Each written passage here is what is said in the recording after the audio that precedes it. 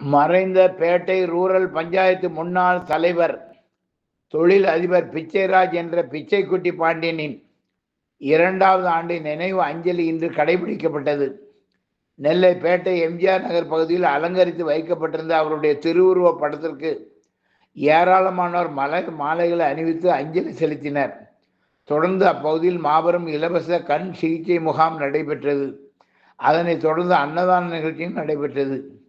இந்த நிகழ்ச்சிகளை தமிழ்நாடு வியாபாரிகள் சங்க பேரவை மண்டல பொறுப்பாளர் எம் மாரிமுத்து, மண்டல தலைவர் எம் ராஜசேகர் ஆகியோர் துவக்கி வைத்தனர். இந்த நிகழ்ச்சிகளுக்கான ஏற்பாடுகளை திருநெல்வேலி மத்திய மாவட்ட திமுக இளைஞரணி செயலாளர் முத்துக்குமார், கார்த்திக் ஆகியோர் மிக சிறப்பாக செய்திருந்தனர்.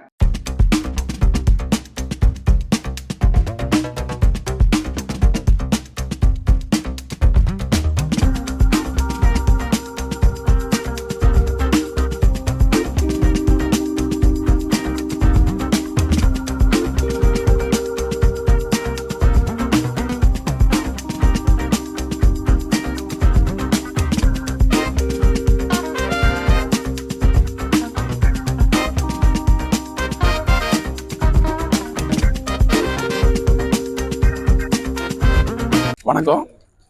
என் பேர் மாரிமுத்து, தமிழ்நாடு வியாபாரி சங்க பேரவையோட தென்மண்டல பொறுப்பாளர் இருக்கேன். தெய்வ திரு எம் பிச்சைராஜ் பாண்டி என்ற பிச்சைக்குட்டி பாண்டி அவரோட 2ஆம் ஆண்டு நினைவு நாள். அதுக்கு இன்னைக்கு அவங்களுக்கு மரியாதை செலுத்துகிறோம். அது போக ஏழைங்களுக்காக கண் சிகிச்சை முகாம் நடத்தி அவங்களுக்கு இலவசமாக கண்ணாடி வழங்கிக்கிட்டு இருக்கோம். அது போக மதியம் 1 மணி அளவில் அன்னதானம் வழங்குகிறோம். அவங்க வாழும்போதும் எல்லா மக்களுக்கும் அனைத்து தரப்பு மக்களுக்கும் நல்லது செஞ்சுக்கிட்டு இருந்தாங்க. அவங்க மறைந்த பிறகும் அவங்க பேரை சொல்லி அவங்க பேரில் ஒரு அறக்கட்டளையை நிறுவி அந்த அறக்கட்டளை மூலமாக மக்களுக்கு இப்போ நாங்கள் அன்னதானம் போட்டுக்கிட்டு இலவச கண் சிகிச்சை முகாம் மருத்துவ முகாம்கள் நடத்திக்கிட்டு இருக்கோங்க. இந்த நிகழ்ச்சியின் மூலமாக எங்கள் எல்லாத்துக்கும் மனநிறைவாக இருக்குது. அவர் பேரை சொல்லி நாங்கள் செய்கிறதுனால அவங்களுக்கு ஆத்மா சாந்தி அடையதுக்கும் நாங்கள் இறைவனை வேண்டிக்கிறோம். திரு பிச்சைக்குட்டி பாண்டியன் அவங்கள்ட்ட 2 வருஷமாக வேலை பார்க்கேன். அவங்களுக்கு இன்றைக்கி 2ஆம் ஆண்டு நினைவு நாளை முன்னிட்டு மக்களுக்கு பொது சேவையாக கண் சிகிச்சை முகாமும் அன்னதானமும் வச்சு நடத்துகிறோம்.